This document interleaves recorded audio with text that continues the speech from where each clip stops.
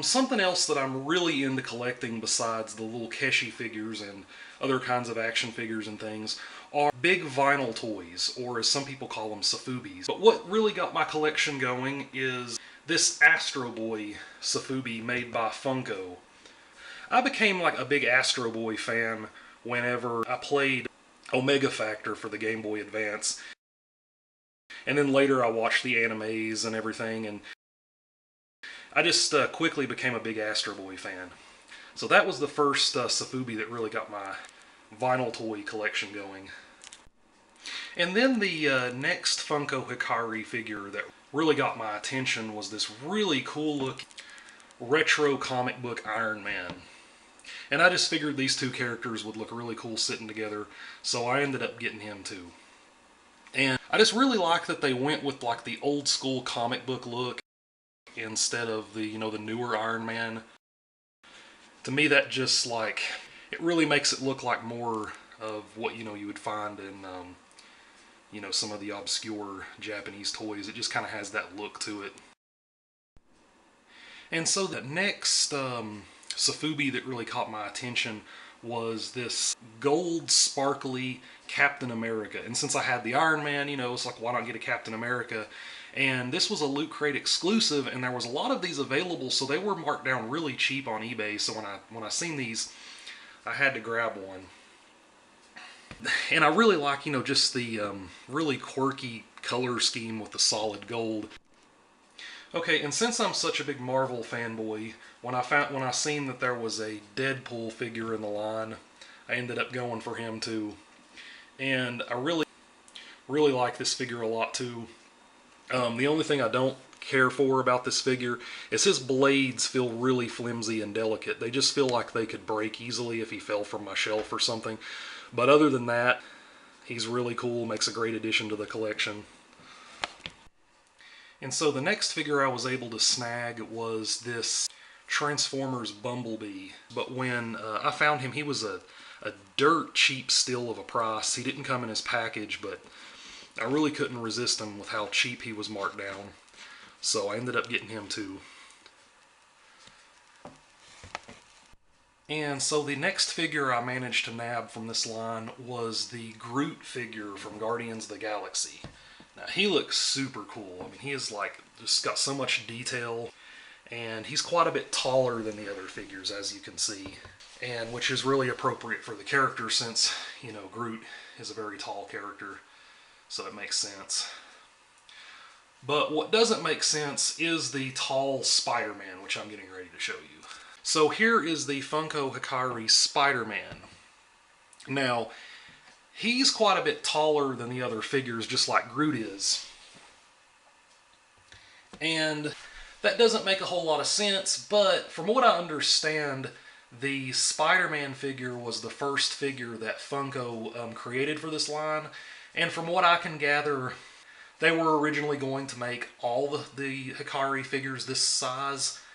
And I think it would have been better, if Spider-Man was the same size as the other ones. But still, I really like this, just this huge vinyl Spider-Man is just too cool.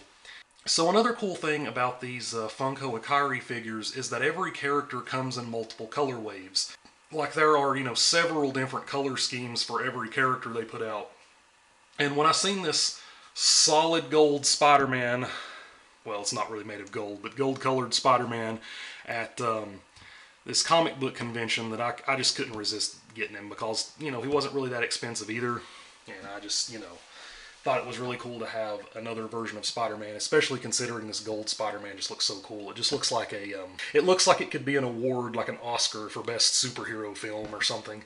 And so finally, my last Funko Hikari figure, before I move on to some of my more obscure vinyl figures, is this very strange figure I found by a Chinese seller on eBay. Now, they say this is a prototype, but I'm thinking this is either a bootleg or maybe a factory reject. I'm not really sure, but it was it was crazy cheap, and I'm really happy with it. I think it's really cool. It just looks like a almost like a hologram Batman or something. It's just a very strange, quirky, transparent, gold glittery Batman. It's just so, this is so bizarre. So the Funko Hikari figures come in boxes like this, and there's a really huge glare in the box because there's a mirror like on the back of the box. But they come in really cool packaging. A lot of people have commented on how cool the packaging looks. Now this next figure really fits right in with these guys, but he is not a Funko Hikari. He came in a box like this. It says Marvel Retro Sofubi Collection. And here he is, a little very retro looking Rocket Raccoon. I mean, he just, the color scheme and everything, he just totally looks like he could be a toy from the 70s. He just kind of, I mean, the color scheme just makes me think of those old Hanna-Barbera cartoons or something, but I really like him a lot, and he looks really cool next to my Groot figure. Okay, so now we're going to get into a little bit more obscure territory with these Pansonworks Kinnikuman figures. And these were also not very expensive either. I found some pretty good deals on these. Now, if you're not familiar with the Kinnikuman anime, maybe you're familiar with the Mattel M.U.S.C.L.E figures or Ultimate M.U.S.C.L.E. Here's Warsman. Now, I actually have a big collection of these smaller Pansonworks figures, which I may just do a separate video on. And again, from the Pansonworks Kinnikuman line is this Robin mask. Looking really cool there in his big bright orange t-shirt, his knight helmet. You know, in this small chibi form, he looks a lot like Meta Knight from Kirby. And again, these figures weren't a great deal expensive either, so I was very happy to find them on eBay. And I guess the point I'm trying to drive home here is there's a lot of these big vinyl toys that are super expensive, but here, my collection, none of these figures were super expensive. Now, I do have a couple of Sofubis that I paid a little bit more money for, and the first one was this massive Sunbum Gorilla from this surf shop that I found in Surfside Beach near Myrtle Beach. And when I seen this guy, I absolutely could not resist. He kind of looks a lot like Donkey Kong, and he's just got that really cool urban vinyl look to him. And again, I just could not resist him. Now, I knew these things existed, and I was actually looking in a lot of the surf shops that sell Sunbum products because I knew that you could get these guys in places. And before I found him, I found this tiny little keychain. Now, I was ready to settle for this keychain when I walked up behind the counter and seen that they had some of the bigger ones, you know. But anyways, final figure from my large Sofubi collection is this character named Mucho from a line called Pico Pico. Now, I'm not really sure if Pico Pico is the line that she comes from or the company that makes her. But anyways, her name's Mucho, and, you know, she's more along the lines of some of these more expensive Sofubis.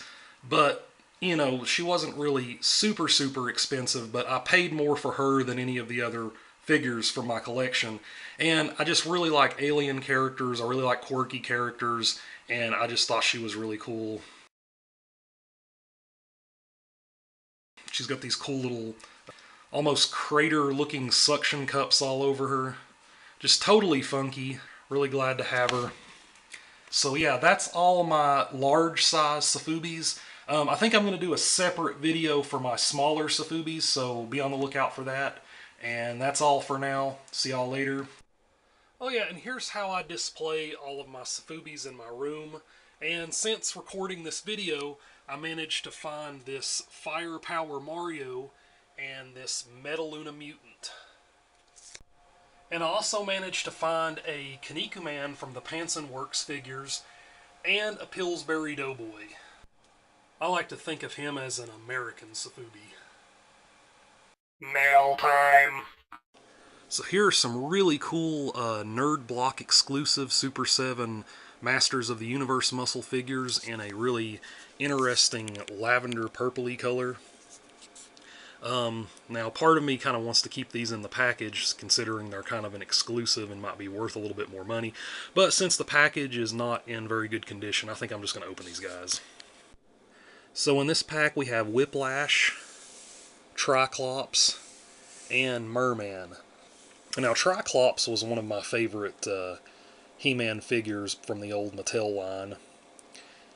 And I just really like this light purple or lavender color. It just really captures like the details of the sculpts really well.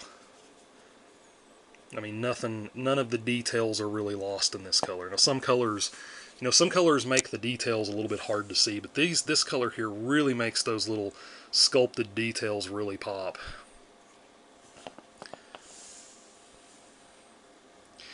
And, one of the coolest things about these solid colored minifigures is the lack of color really helps you see, the little fine sculpted details in these pieces, which is really nice. M.U.S.C.L.E. Keshi.